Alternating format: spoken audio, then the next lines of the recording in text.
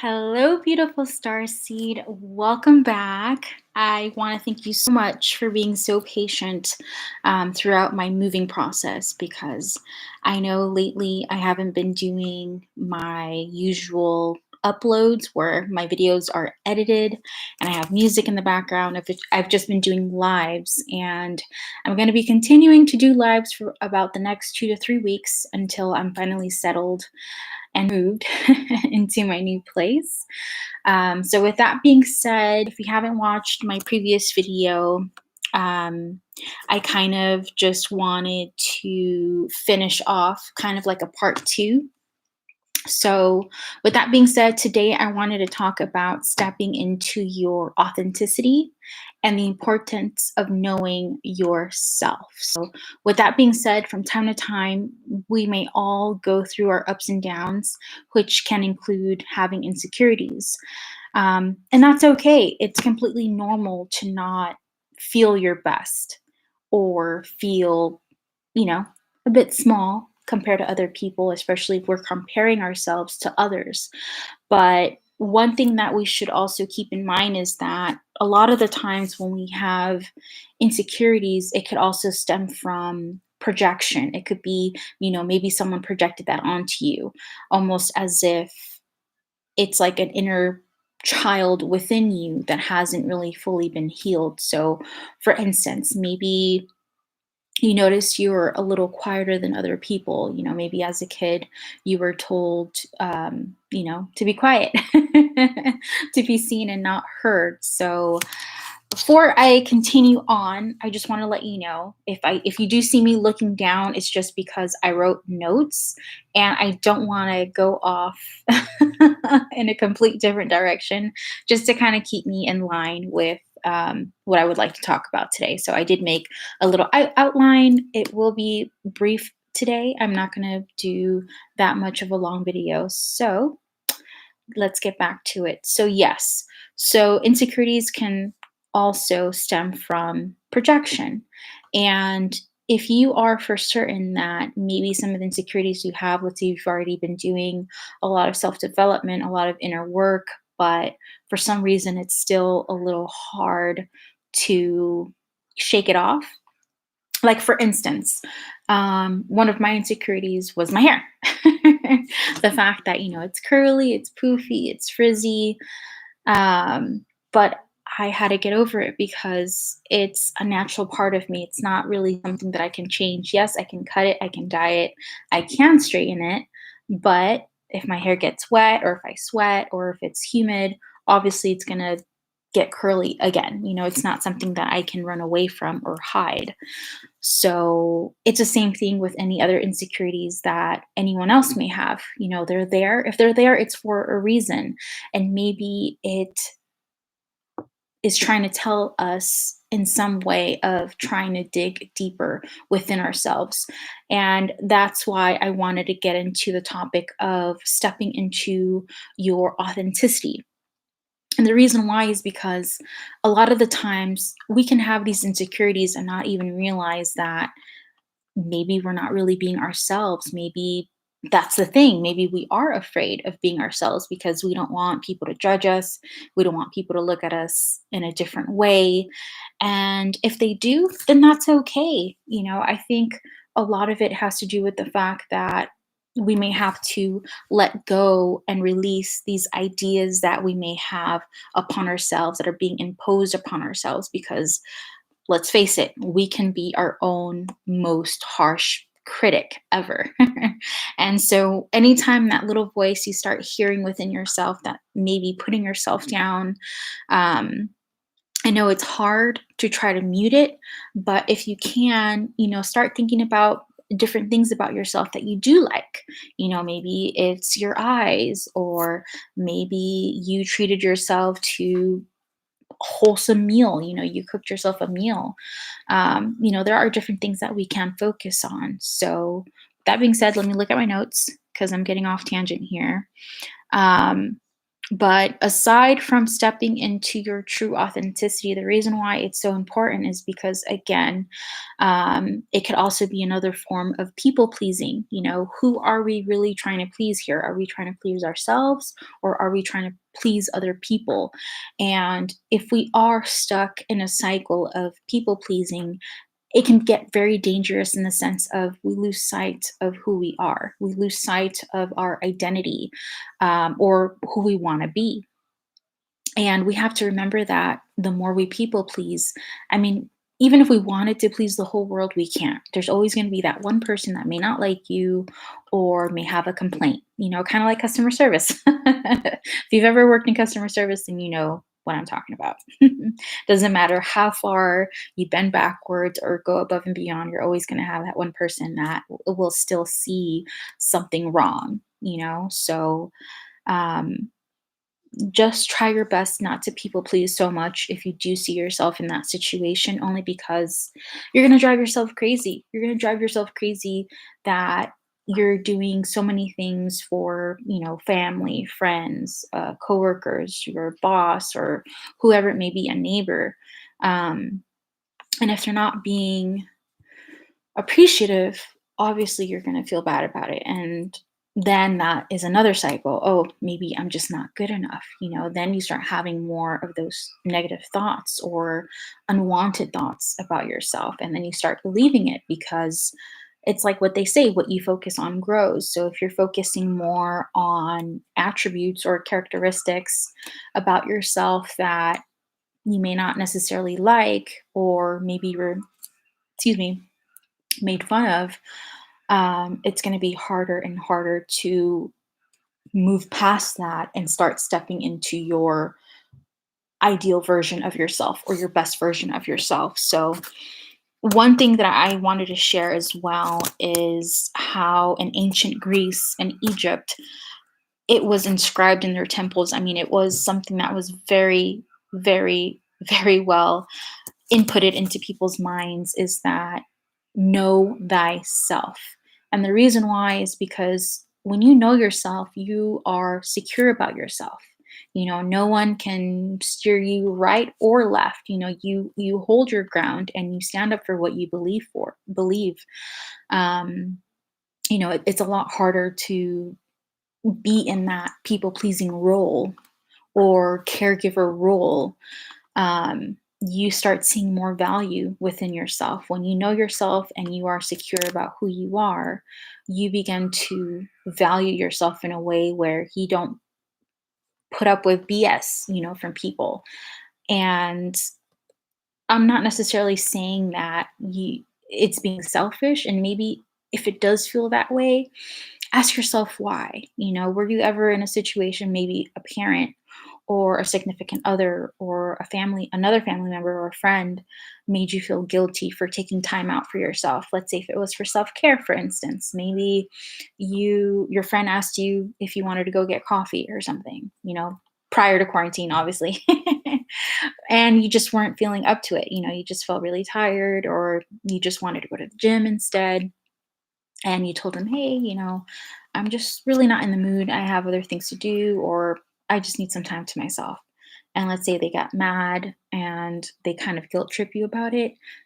That's an opportunity for you to start really thinking, okay, me feeling guilty, is that really a result of me, or is this something that is kind of being influenced by another person onto me, aka projected onto you, in other words?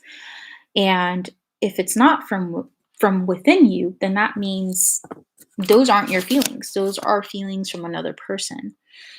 And if you are an empath, starseed, highly sensitive person, or any other label, but let's remove labels here.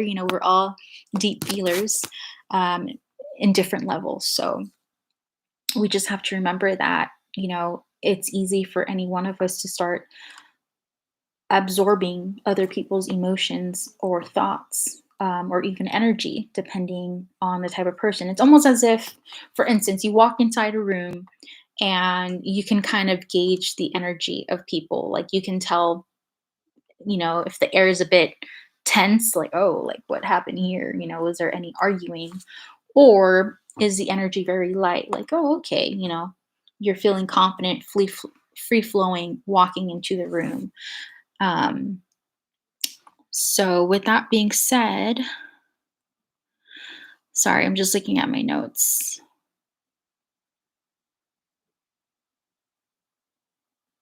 There are different things that, you can do. So let's say you've done a lot of self-development.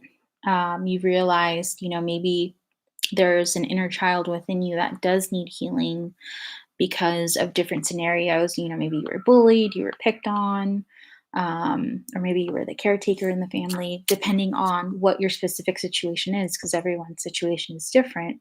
And I don't want to make one person's situation seem bigger than the others, because at the end of the day, insecurities are insecurities. It doesn't matter where they stem from. It's a feeling that we can all have or attain in any point of our lives, even if, let's say, you were always the person that was very confident, but now you're feeling a little uneasy, especially with the uncertainty that's going on right now. We're having a lot of energy of fear, uncertainty, and that can also bring people down just based on what's going on in the world right now. So if you do find yourself in that spot or in that situation, just try to step back, observe, and do some grounding. I know it sounds cliche and probably redundant, but it's true. Anytime we're feeling anything that may be unpleasant or thoughts that are unwanted, that is the best time to step back, observe, maybe meditate. Do some grounding, go outside, walk on grass, barefoot, or the beach, walk on the sand, get in the water, listen to your favorite music, or make yourself a nice, wholesome meal, with music playing in the background. Just do anything that will help you feel better. That way you're shifting your vibration, you're shifting your energy, you're shifting your thoughts. So if you physically remove yourself from one environment and you enter into another environment, that will psychologically cause you to switch as well. For the most part, I know with some people it can depend, but only you know what works best for you and depending on your situation. So um, you can also do mirror work. If you've never done mirror work, that's when you just, look at yourself in the mirror and you tell yourself positive things. You tell yourself, like, I love my eyes, I love my hair, I love my body. There are different things that you can start implementing that way. The more you repeat it, the more confident you will gain. Let's say you don't like public speaking, I feel that for the most part, most people aren't really naturally talented when it comes to public speaking. Most of us, either take classes or we just practice. And of course, there are very few people who are just naturally good at public speaking. So if you aren't one of those people, then obviously, practice makes better. We're not always going to be perfect, but it'll help us, little by little get better to where we want to be in life. Um, and that also brings me to the point of just being comfortable within your own skin, accepting some of the flaws that you have. Let's say if there are a few flaws that obviously you can't change, like for instance, your hair, like my hair obviously naturally is, kinky, curly, frizzy.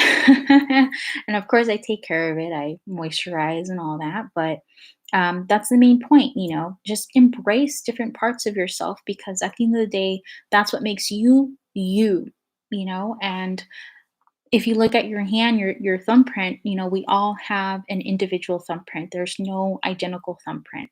Even with identical twins, they'll still have a different set of thumbprints. So just stand out, stand your ground, be yourself, and don't lose sight of who you are. And let's say you are still in the position of not really knowing who you are, get to know yourself the same way you would take someone out on a date. I'm not saying, oh, do the same, like literally take yourself out on a date, but you can. I mean, there's nothing wrong with that. There's nothing wrong with setting time alone for yourself and getting to know yourself, because if you don't, you can't be mad at other people if they don't get you, if they don't understand you. At the end of the day, the most important person who should get you is you. You know, you can't put that responsibility on other people. And of course, that doesn't mean that you're never going to find a group of people or a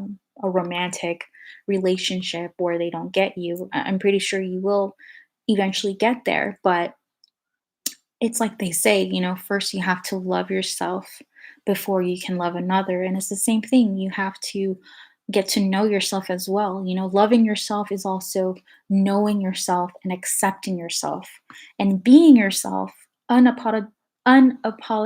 can't say it. You know, being yourself without any apologies. So just be yourself without any apologies.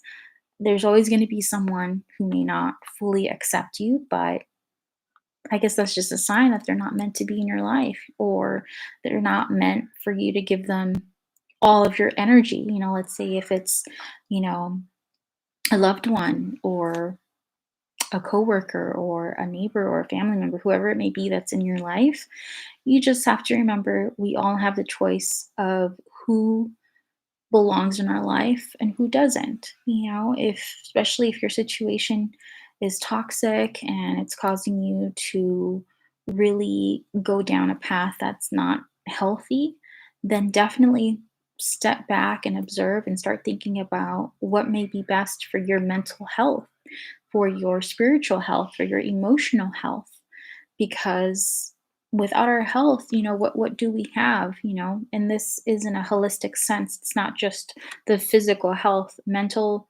emotional, and spiritual health have a big part in our lives as well.